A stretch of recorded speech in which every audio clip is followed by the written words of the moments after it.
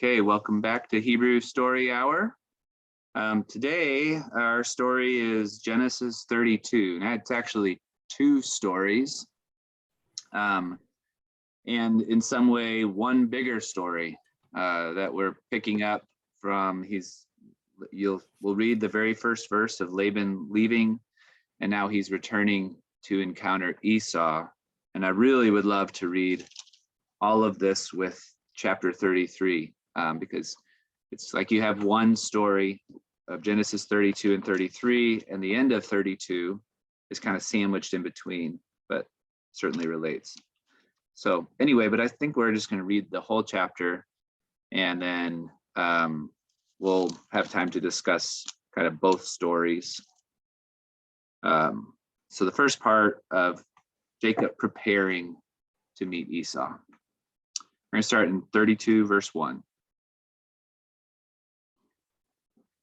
Vayash came Lavan Baboker, Vayinashek Levanav, Valiv Notav, Vayavarech Ethem, Vayelech, Vayashov Lavan, Lemikomo.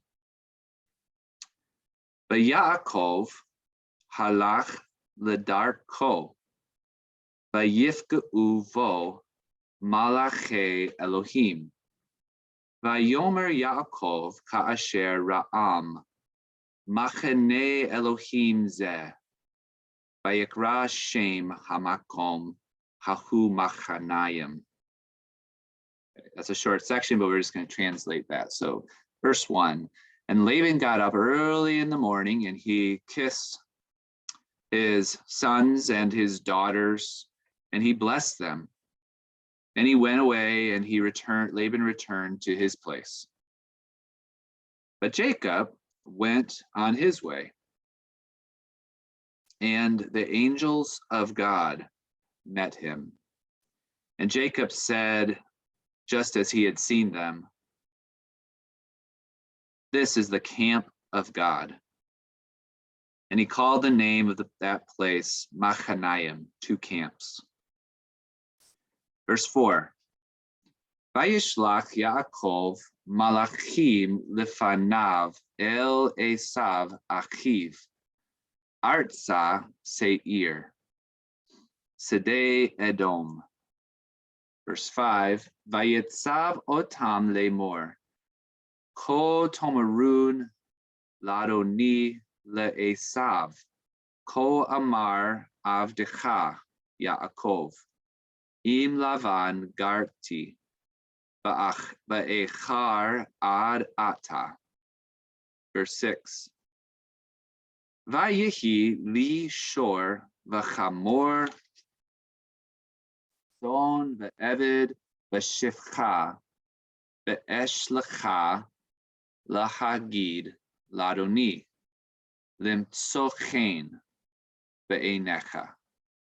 Okay, going back to now verse 4.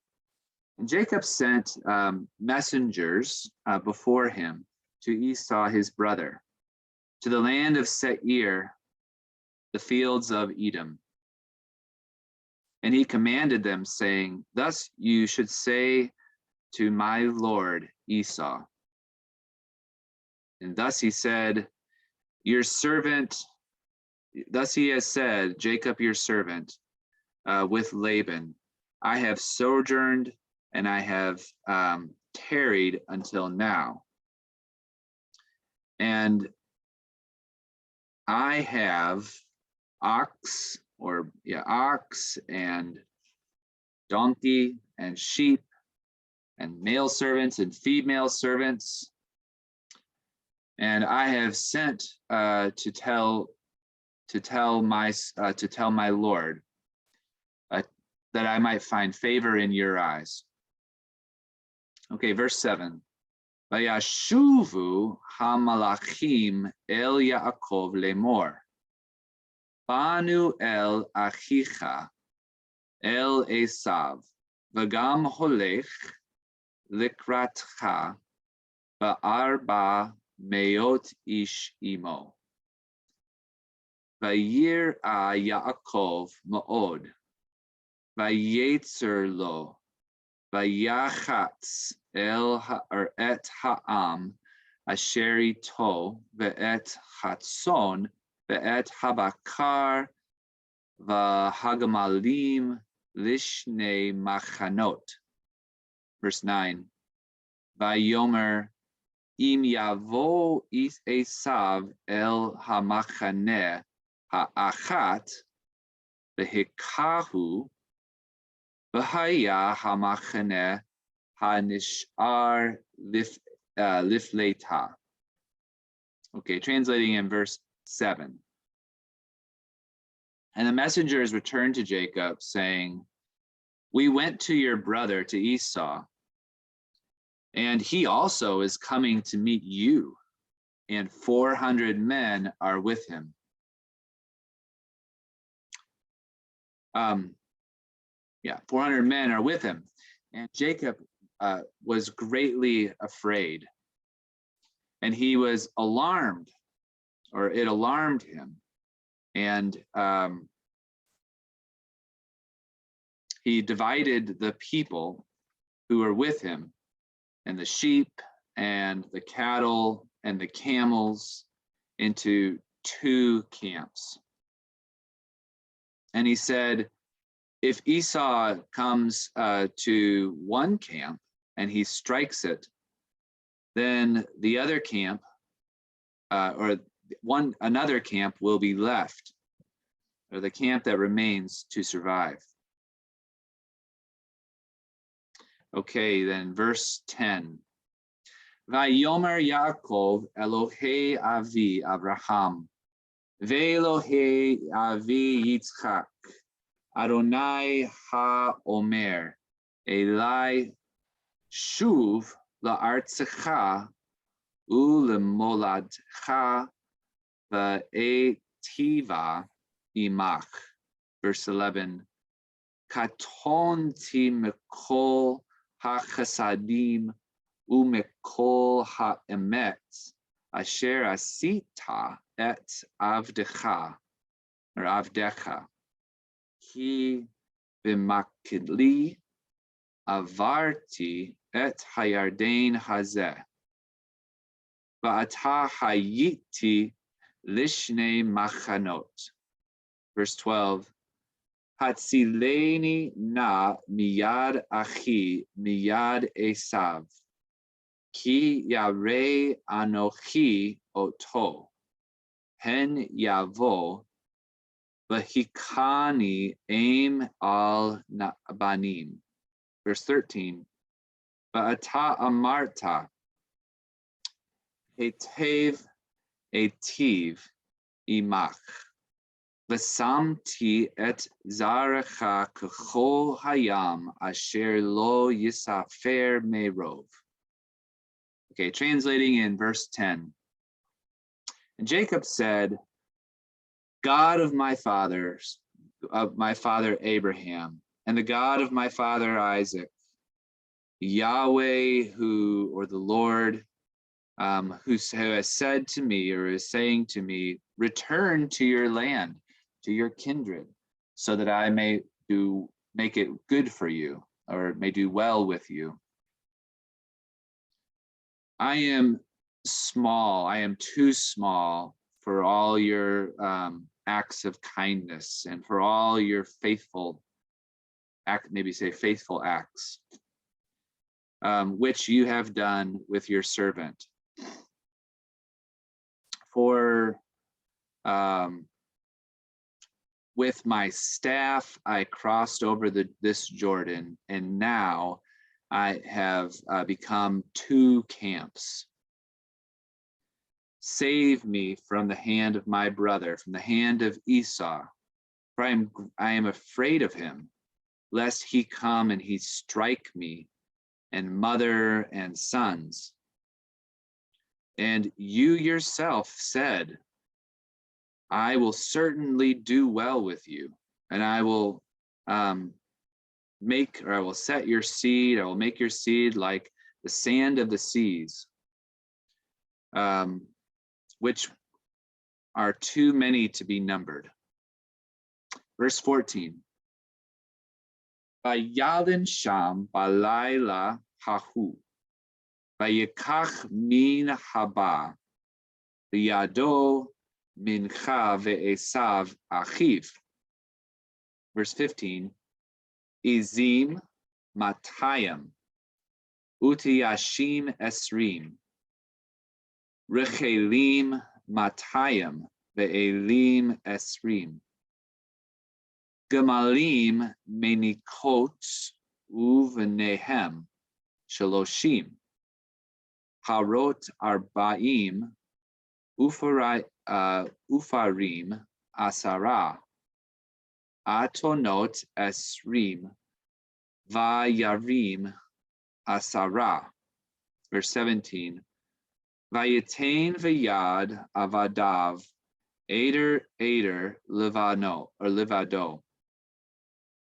Vayomer el avadav ivru lefanai. Varevach tasimu bain eder uvain eder. Okay, translating in verse 14. And he stayed there, he lied down there in that night. And he took from what had come into his hand a gift for Esau, his brother. Female goats, or I should say 200 female goats, and 20 male goats, and 200 ewes, and 20 rams, and 30 nursing camels and their calves, and 40 cows and 10 bulls, and 20 female donkeys and 10 male donkeys. And then we're in verse 17. And he gave them to his servants. We say like maybe flock, each flock on its own, or each herd on it by itself. And he said to his servants, cross over before me and put a space between each flock. And he commanded the first one, saying, oh wait, I didn't read this yet. So Hebrew, verse 18. Vayitzav et harishon lemor, ki yifgoshcha esav achi vish'elecha lemor lemi ata va'ana telech ulemi ele lefanecha va'amarta la'avdecha la'Yaakov mincha hi shilucha la'aroni la'esav v'hine gam hu acharenu. Verse 20. Vayitzav gam et hasheni gam et hashalishi gam et kol ha-holechim acharei ha-adarim lemor ka davar hazeh tidaberun el esav b'motzachem oto. Verse 21. But martem gam hine avdecha Yaakov acharenu ki amar achapra panav v'mincha haholechet lefanai v'acharei chen ar'e fanav ulai yisa fanai. Verse 22. V'tavor hamincha al panav v'hu lan balayla hahu b'machaneh. Okay, now translating in verse 18.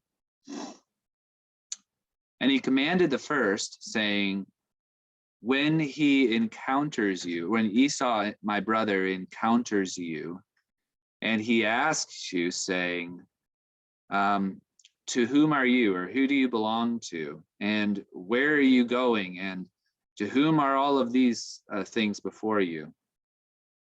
you should say to your servant Jacob, it's a gift it's a gift sent to my lord Esau. And look, he also is coming after us. And he also commanded the second and also the third, and also all those who are going after the flocks, saying, according to this word, you should speak to Esau when you find him. And you should also say, look, your servant Jacob is after us, for he has said, I'm going to translate this super literally just so you can hear the effect, but I will cover his face with the gift which is coming before me. And after thus, I will see his face. Perhaps he will lift my face. And then verse 22, and the gift will cross over unto his face, and he lodged in that night in the camp. Okay, now that's kind of the stopping place for that story, but I'm going to go ahead and read the next story, and then we'll talk about all of it. So 23 through the end of the chapter. We'll take one break. So verse 23. Vayakom balayla hu vayikach et shetei nashav ve'et shetei shivchotav ve'et achad asar yiladav vayavor et ma'avar yabok. 24. Vayikachem v'ya'avirem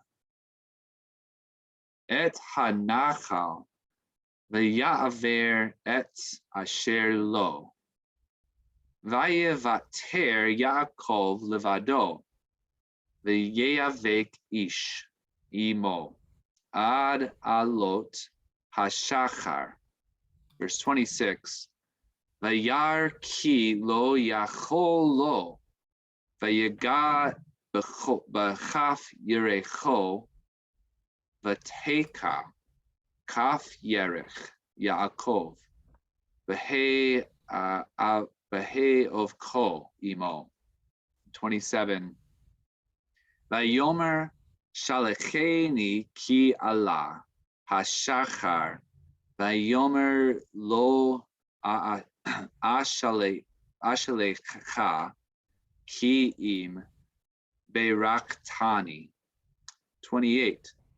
Vayomer elav ma shemecha vayomer Yaakov vayomer lo Yaakov yeamer od shimcha ki im Yisrael ki sarita im Elohim ve'im anashim tuchal. Okay, pausing there and translating. Verse 23. And he got up he got up in that night, and he took two of his two wives and his two maidservants and his 11 children, and he crossed to the other side of the Jabbok, or the Yabok. And he took them and he made them cross over the river. And he made cross over everything or whatever belonged to him. And Jacob was left by himself. And a man wrestled with him until the rising of the dawn. And he saw that he would not prevail against him. And he touched the socket of his hip. And he dislocated the socket of his hip, or the socket of the hip of Jacob.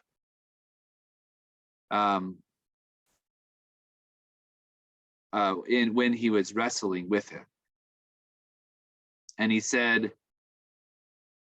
Send me away, for the dawn is rising.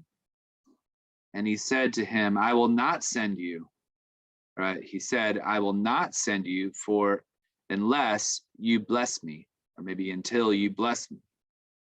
And he said to him, what's your name? He said, Jacob. And he said, your name will no longer be called Jacob, but rather Israel, because you've struggled with God and with men and have prevailed. Verse 30, Vayishal Yaakov, Vayomer Hagida na Shemecha, Vayomer Lama Zeh Tishal Lishmi, Vayevarich Oto Sham. Vayikra Yaakov Shem Hamakom Piniel, Ki Ra'iti Elohim Panim El Panim, Batinatzel Nafshi. Verse 32, Vayizrach lo Hashemesh, Ka'asher Avar Etz Panuel, V'hu Tsolea al Yerecho. Al Kain lo Yochelu V'nei Israel et Gid Hanasher, Asher al Kaf Hayarech ad Hayom Hazeh. Ki naga b'chaf Yerech Yaakov, b'gid hanasheh. Okay, translating then verse 30. And Jacob asked, and he said, tell me your name. And he said, why is this that you ask my name? And he blessed him there. And Jacob called the name of the place Peniel, because I have seen God face to face, and my life has been spared. And the sun rose upon him, or dawned upon him, just as he had crossed over Penuel, and he was limping upon his hip, or maybe on account of his hip.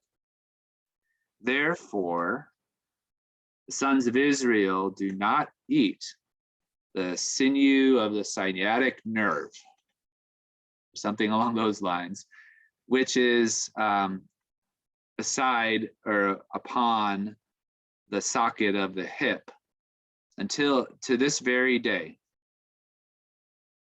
For he touched the socket of his this hip of Jacob, where the sinew of the sciatic nerve, or on the sciatic nerve. Okay. The story goes on, and it's certainly worth reading 32 and 33 work together, but that's what we'll stop for this morning. So what observations or questions do you have? Anything in chapter 32?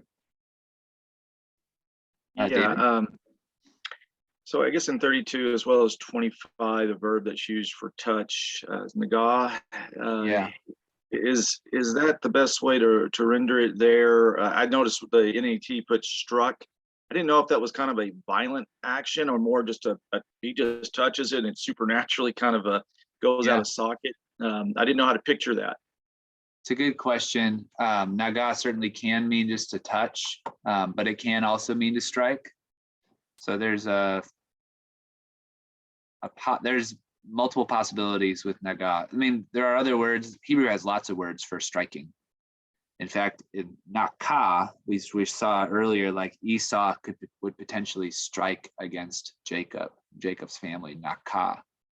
That's clearly violent and aggressive. I mean, they are wrestling, but it seems to me that naga is, I think the effect of translating it as touch is that the wrestler, the man, could easily win this victory. All right, so it's just a matter of a touch. And I think there is some potential then for a kind of divine power, a superhuman power anyway. But it may be that he just put a really nice move on him, and there's more of a violent action behind Naga. It's a bit unclear. Maybe, yeah, go ahead. Any other kind of follow-up on that particular question? Certainly look it up and see it. I wonder if in Genesis where Naga occurs otherwise.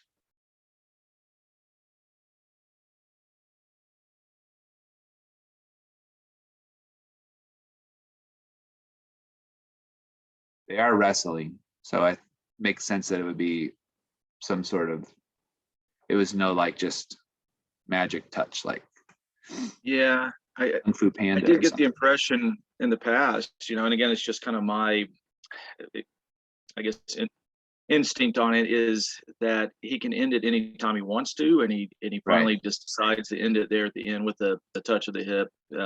Yeah. Whether it was a very violent move or just a touch, I guess either way he seems to conclude the match when he's ready to.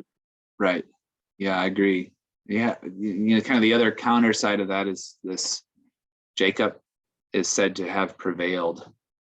Right. You get that verb twice. You have it at the beginning. In this story, it's a bit confusing who's saying what to whom.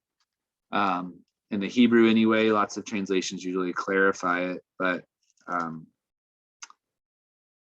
let's see, we have this Yachal, to prevail, or in verse 26, he saw that he could not prevail against him. And I think the subject of that is the man, but that seems to kind of go against this. He could win at any time.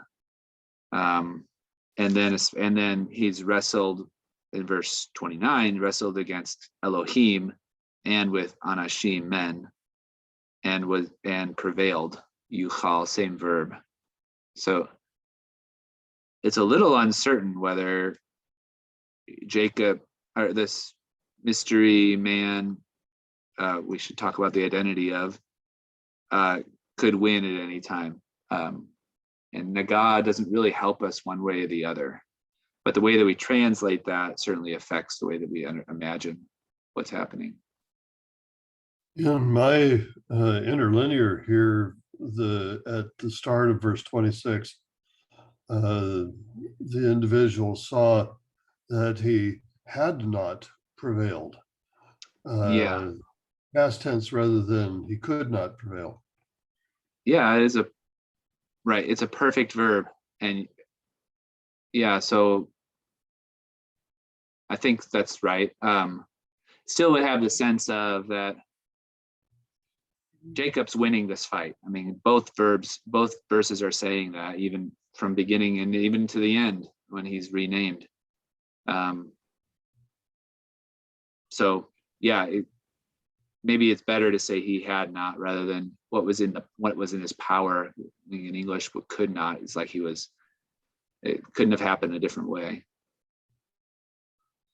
It would seem to, if that being the case, then lean a little bit toward the idea that there's something unusual about the touch, since it was going one way.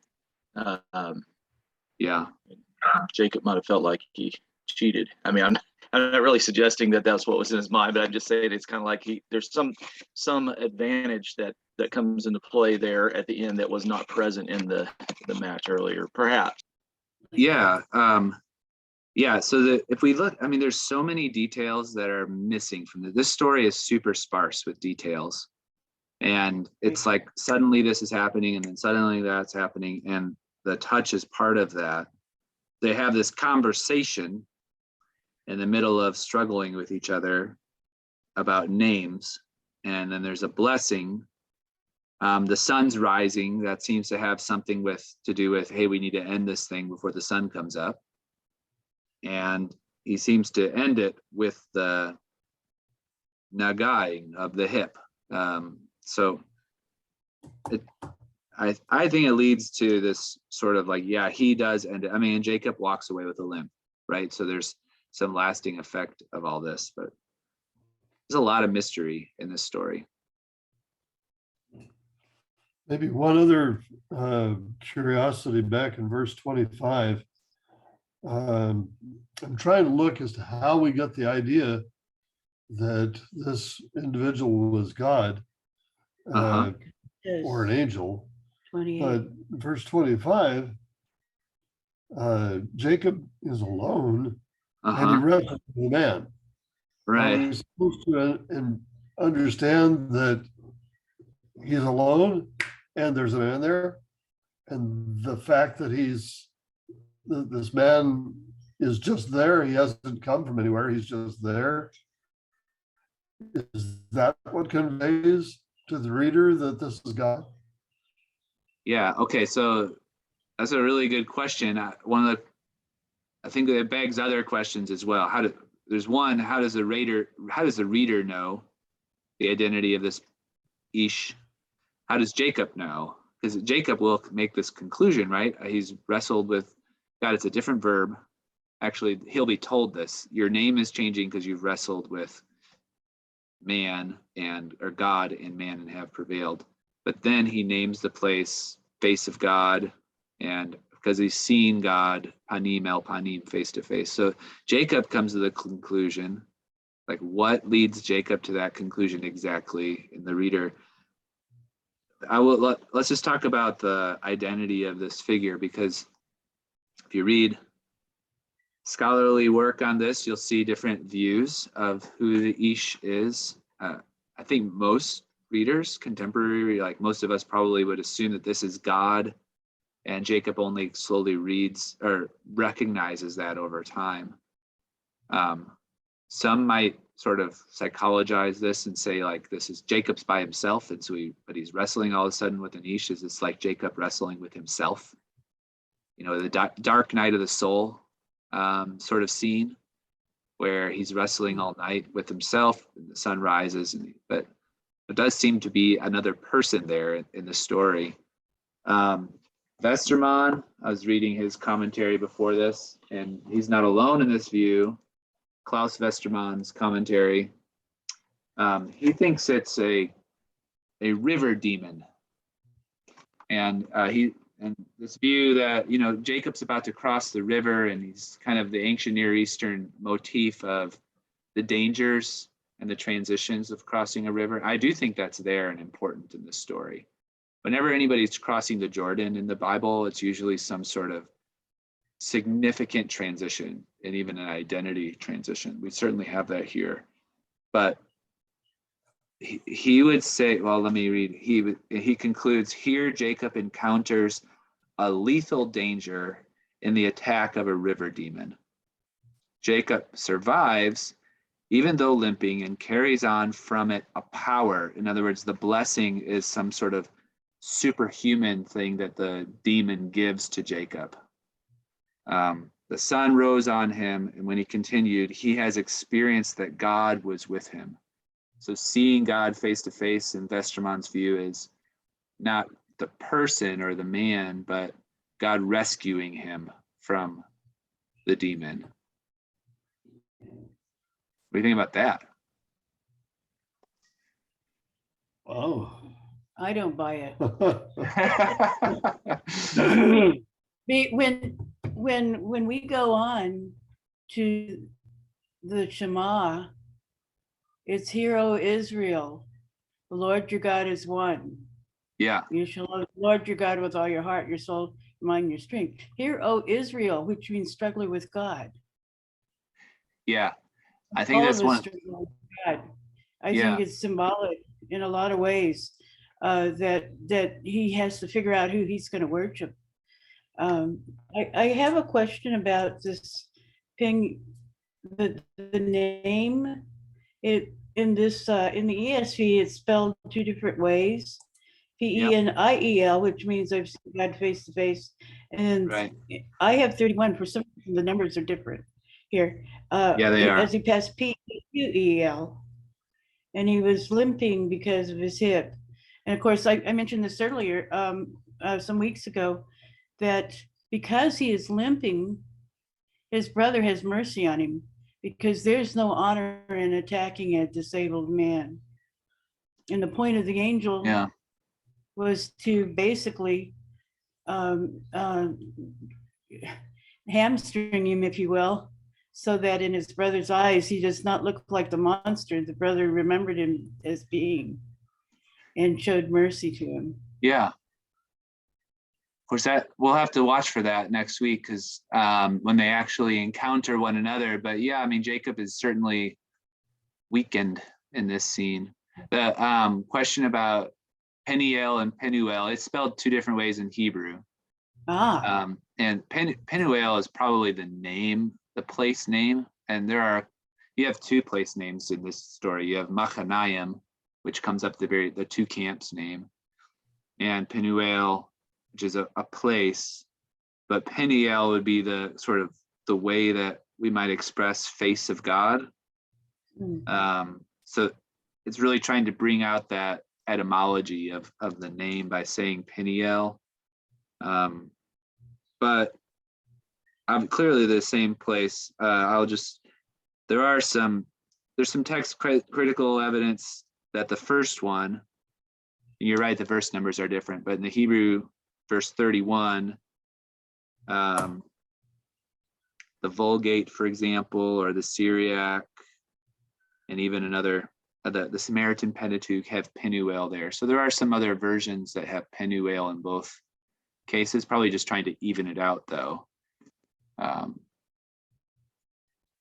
So yeah, but I mean, tying that back even to like Jacob's realization, although the verb is different, Sarah is to wrestle in the origins of the wrestling with El, Yisrael name, whereas the verb in verse 25 is avak. So a man wrestled and then struggled perhaps with Sarah, but still, like, you have this interpretation within the story that Jacob takes away that he's been wrestling with God. So this is I think the best evidence against, at least the way the story is now, against like Westermann's view that there's some sort of river demon here. It also strikes me that the Jabbok wasn't any particularly intimidating body of water. Right. It was It's like a water to drink, but the children walked across it. I've got a creek over here out my window that's right now about 6 inches deep and about 8 feet across. I'm thinking the size of the Jabbok. This is not a mighty river. Yeah, it's a tributary of the Jordan flowing into the Jordan. Probably would have, risen or fallen different times, but it's still a river which has like symbolic power, but practically, right. They're going back and forth seemingly with ease. On that question, the geography of those gorges is very significant. And we know that the wadis fill suddenly, a spring runoff, and I don't know if it varies from season to season. Yeah, I've seen a picture of the Jabbok. I mean, it's hard. I think it's really hard to locate, name places and things. But if we Google this, we can probably find a good picture of it. But what you're saying is right. Like if it's a wadi, then it's water. It's not necessarily spring fed. I think the Jabbok is a river enough to be like, it's constant enough to not just be a dry wadi that floods with rain. Oh yeah, I know. Yeah, but when you look at those, I think there's the 4 gorges on the east side of the Jordan Rift Valley that go up, and that's there's a lot of steep grade change in there. Yeah. They're coming quite a ways down to get to the Jordan River. Anyway, it's just a little detail. Yeah. On the other thing, just for fun, on that Westermann interpretation, one of our brothers from Georgia would often say he got that out of the Bible, way out of the Bible. Well, what's going on there, just in the background of commentary like Westermann and other, they're looking at he does a lot of comparative studies. So thinking about, there are other stories about river demons and so on. And Yeah. he's also supposing that there may have been an earlier version of this story that Yeah. he's sort of imposing upon. But yeah, that's a good way of putting that. I think, just one final comment on point of that is that, and this is a massive topic, but when it comes to Genesis 1 and the creation epics, Yeah. I think the most helpful thing I ever heard on that is that Genesis 1 is not derivative of those. It's a strong, crystal clear polemic against them. Yeah. And Yeah, there are certainly Like- certain parts of, yeah, you're right. That's another big topic, but big topic, but yeah, I yeah. mean, there's continuity, that there are borrowings in the Hebrew Bible from other, but then there's often a polemical element where there, especially in the differences. Yeah. Thanks. Thank you very much, everyone. While I'm here, I'll share just a picture of where, at least where BiblePlaces.com thinks of this, like the Jabbok River would be located. So yeah, not hard to cross, not but enough to be a clear river. Maybe it was rocky where Jacob's wrestling, I don't know. I do think there's a lot of narrative art in the story of, stop so we can see each other. It's night, it's dark, he's alone, and Jacob's had these other stories of being we're kind of not really wrestling with God like we have it here, but dreams and like Bethel, God comes to him at night. One of the questions I like to ask with this story is how Jacob knows, like at what point Jacob interprets his experience as an encounter with God. It's, there's this reticence for God, let's just start calling him God, to tell Jacob his name, right? There's this, and there's also this issue of the sun rising and sort of looking upon God, perhaps. I mean, it's really dark, right? It's where he hasn't really seen him, even though he's been wrestling with him. So maybe there's something in that, or maybe it's in the blessing. Like, right, he says, Jacob's a collector of blessings. He blesses him there, and then he gives, and then verse 31, Jacob recognizes the place as Peniel, the face of God. So there's something, I think, in like the name that he understands. May not be in, well, it happens before, I suppose, the touching of the hip. You don't get far when your sciatic nerve is messed up. You Yeah. just don't. This is the work of God, if that ever happens to you. But there is something about blessing. That God's the one who ultimately gives the blessing. And this perhaps ties back to Jacob's prayer, even in the part of the story we haven't talked about yet in 32. There's sort of Jacob's prayer and understanding him as a recipient of the patriarchal blessing. And there's also a parallel here with his father in the sacrifice with Isaac. Yeah, how so? Well, Isaac he calls God the fear of Isaac. Yeah. Because he was spared, his life was spared, and God provided the ram so that Abraham did not kill Isaac. And now Jacob has wrestled all night with this being and realizing he was wrestling with God, and his life was spared. It may, to him, it doesn't look like it's a blessing to have a sciatic nerve problem. Mm-hmm. But when his brother shows up, he realized, maybe he realized, maybe he didn't. But because he was lame, his brother did not go after him with those 400 men and tear him apart. Yeah, we'll have to talk about that. I haven't thought about what the point you're making about what Esau's, what makes Esau change his mind. I mean, you're right. There's 400 men. I mean, that's an army. Jacob has good reason to fear, but what we'll see in chapter 33 is this really different disposition than what Jacob expects. Yeah. And even before he meets Jacob, he seems to have a changed disposition, because he's like, what's the meaning of all these gifts? Like, why are you? But Jacob, I mean, the first story that we read, where he's really planning out, very methodical about his encounter with Esau. All the face language, I don't want to end our time without talking about the verse 21 and 22, where this probably gets translated out usually because it's kind of idiomatic, but the verb for atonement is used here. Jacob recognizes that he has wronged Esau. And so verse 21, also tell him that your servant Jacob is coming after us, or is behind us.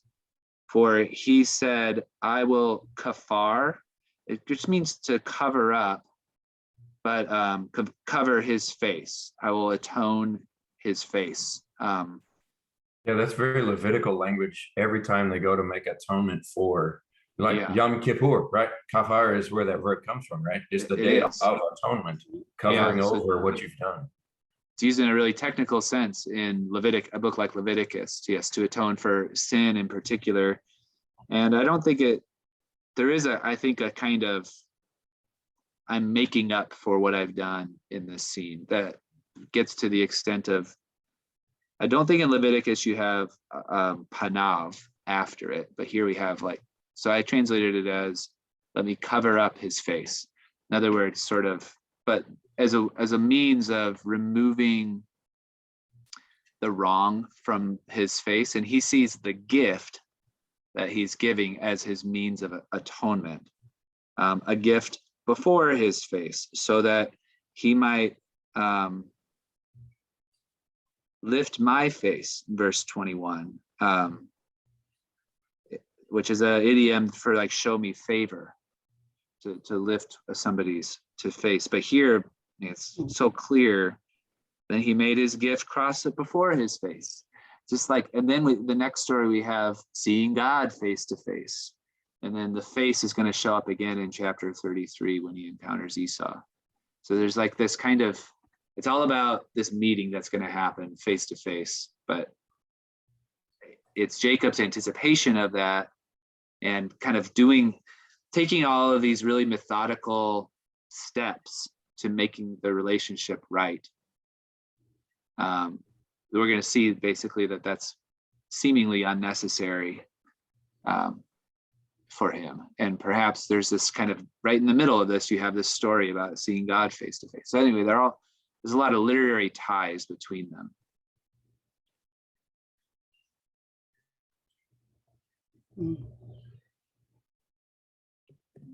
You're talking about this idea of lifting up the face.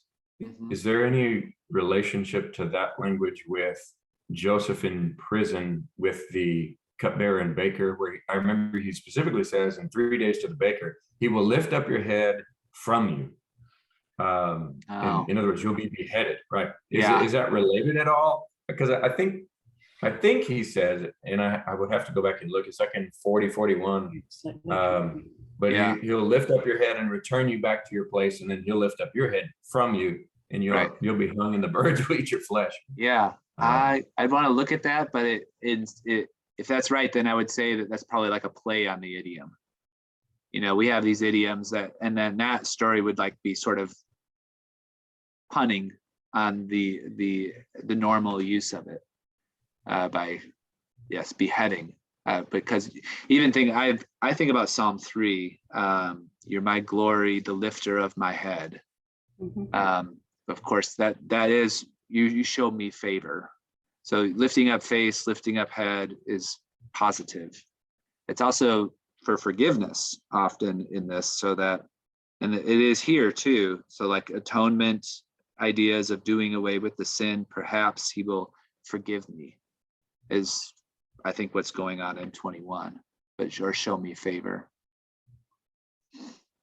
That's a good image, I think, actually, this idea of, I think we know this. There's this, like somebody, you kind of look down in shame, right? But you kind of, somebody pick up, lift your chin up, right? Keep your chin up is the idea here.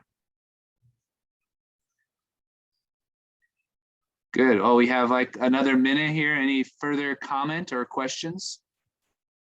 I have like a, how do you say that question?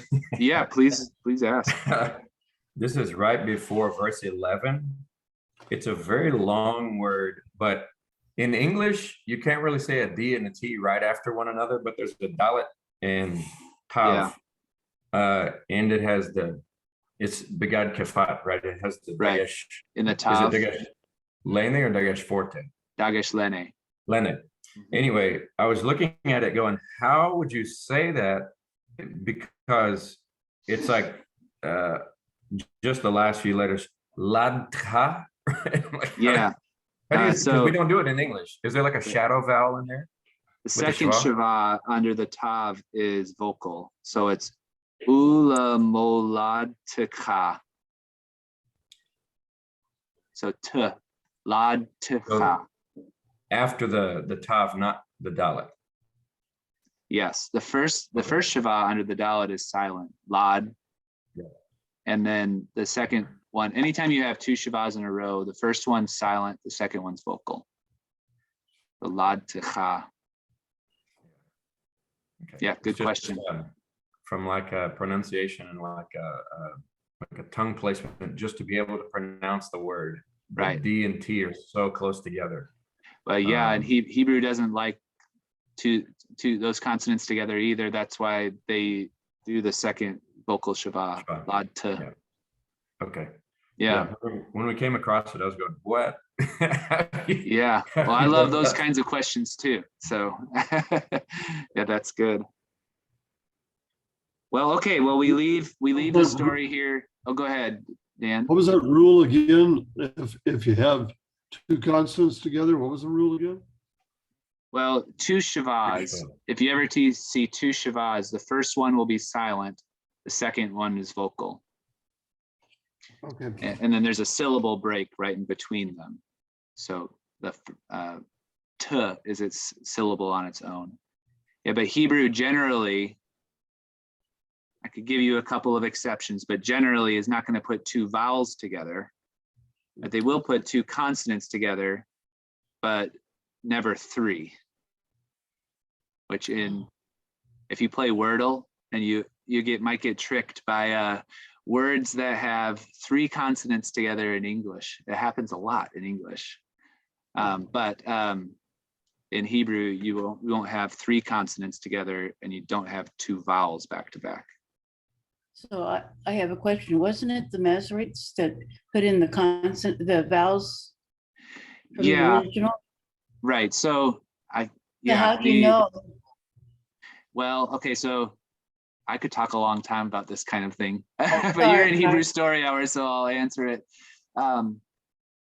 Hebrew is a fascinating language, and because it's got such a long history, right? So how ancient Israelites, let's say, would have spoken Hebrew. Of course, you can't have a language without vowels, but when they first write Hebrew, they don't put the vowel pointing in. So it's just a consonantal text.